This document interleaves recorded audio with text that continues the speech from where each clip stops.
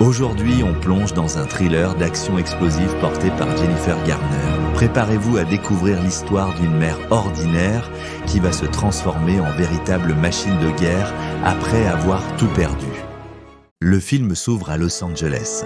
Nous faisons la connaissance de Riley North, une femme ordinaire qui mène une vie modeste mais heureuse avec son mari Chris et leur petite fille Carly. La famille en ne roule pas sur l'or.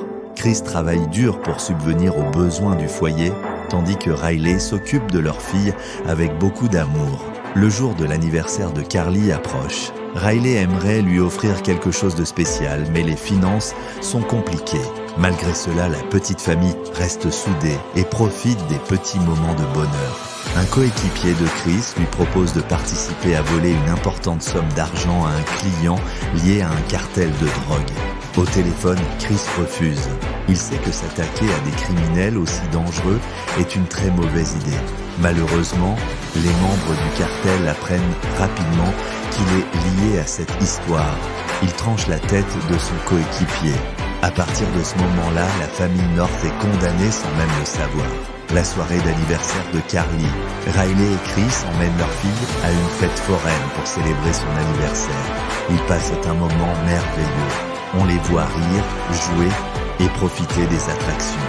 La famille partage une glace dans une ambiance chaleureuse. Cette séquence est importante car elle montre tout ce que Riley va perdre quelques minutes plus tard. Alors que la famille se rend à leur voiture, Riley se retourne chercher une serviette chez le glacier. Pendant ce temps, plusieurs hommes armés dans une voiture surgissent brutalement. Les criminels ouvrent immédiatement le feu. Les tirs éclatent dans tous les sens. Les vitres explosent. La voiture est criblée de balles. Chris et Carly sont touchés presque immédiatement. Riley court vers sa famille, mais les balles continuent de pleuvoir. La scène est extrêmement brutale.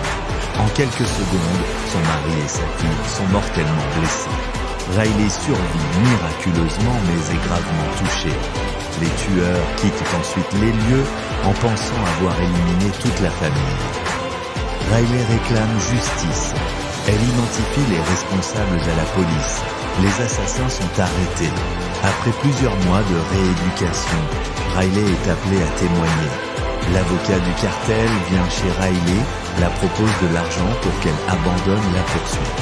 Elle lui chasse de chez elle. Riley pense alors que justice sera rendue.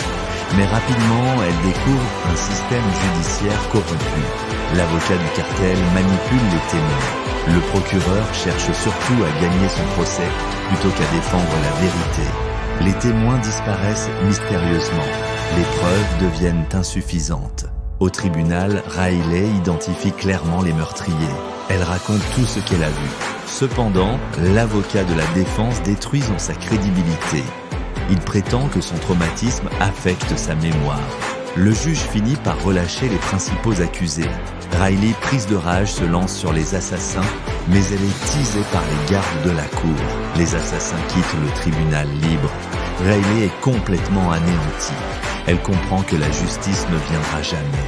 Embarquée sous garde dans une ambulance, Riley assomme le garde avec une bouteille de gaz et s'échappe. Riley disparaît, personne ne sait où elle est partie.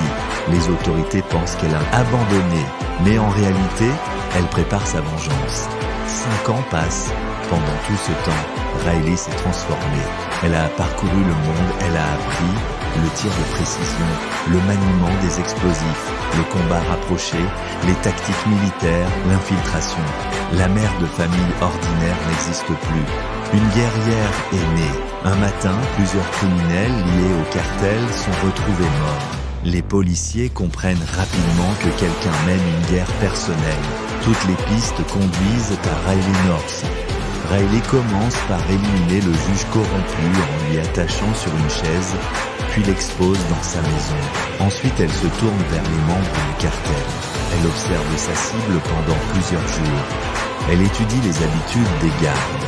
Elle prépare minutieusement son opération. Lorsqu'elle passe à l'action, tout est extrêmement rapide. Elle surgit de l'ombre. 2 gardes sont neutralisés avant même de comprendre ce qui arrive. Elle utilise des tirs précis à la tête et au torse. Chaque balle atteint sa cible.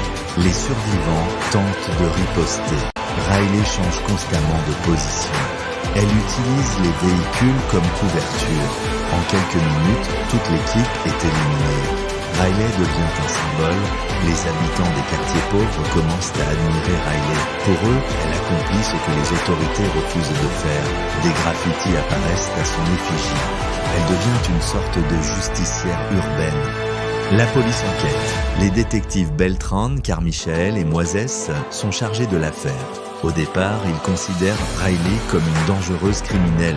Mais en découvrant son histoire, certains commencent à comprendre ses motivations. Riley découvre l'emplacement du quartier général de son ennemi.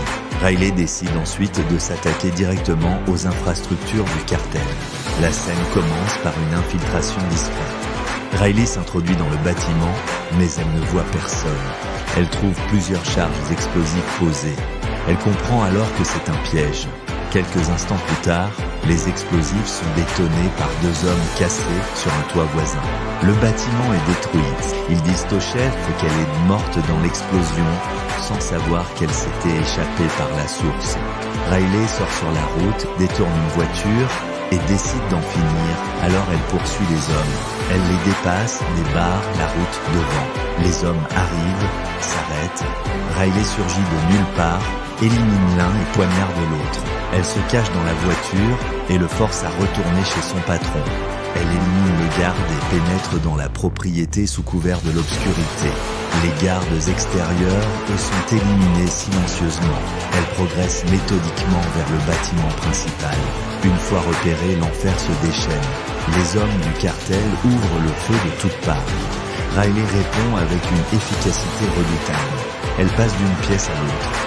Elle utilise les amples pour éviter les tirs. Les adversaires tombent successivement. Certaines séquences rappellent les grands films d'action modernes. Elle échange des coups de feu avec le chef du cartel. L'arme du chef est vide, Riley sort et le tient en zoo, mais pendant qu'elle est distraite par la fille du chef qui la rappelle sa fille. Le chef profite, la poignarde à plusieurs reprises et s'enfuit avec sa fille. Le chef du cartel comprend qu'il est la prochaine cible. Il mobilise tous ses hommes. Une véritable chasse à l'homme est lancée contre Riley. L'agent Carmichael, avec le détective corrompu, trouve la localisation de Riley. Moses tue l'agent Carmichael et appelle le cartel. Le cartel débarque sur le lieu et se disperse à sa recherche. Cassé dans un bâtiment abandonné, Riley fait tomber un objet sur la tête d'un ennemi. Elle utilise les structures du bâtiment comme terrain de chasse. Plusieurs hommes tentent de l'encercler. Elle lance des grenades qui brisent leur formation. Puis elle enchaîne avec des tirs extrêmement précis. Les criminels tombent les uns après les autres. La scène mélange suspense, explosion et action spectaculaire. Avec un téléphone, Riley filme en live le cartel avec le détective corrompu Moses et donne sa position à la police. Le chef du cartel menace de tuer une petite fille et si Riley ne se montre pas. Riley se rend et challenge le chef, il la donne des coups, mais elle le rabaisse et il donne encore des coups. Entre-temps, la police arrive, le chef tue Moses. Le chef essaie de neutraliser, Riley lui pointe une arme, mais elle est encerclée par la police.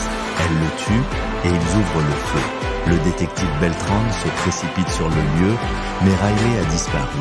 Il la retrouve couchée sur la tombe de sa famille. Riley se réveille enchaînée sur le lit de l'hôpital. Le détective Beltran la glisse une clé et s'en va. Riley se libère de ses menottes et disparaît encore. Le film se termine avec Riley dans la nature après avoir exécuté sa vengeance.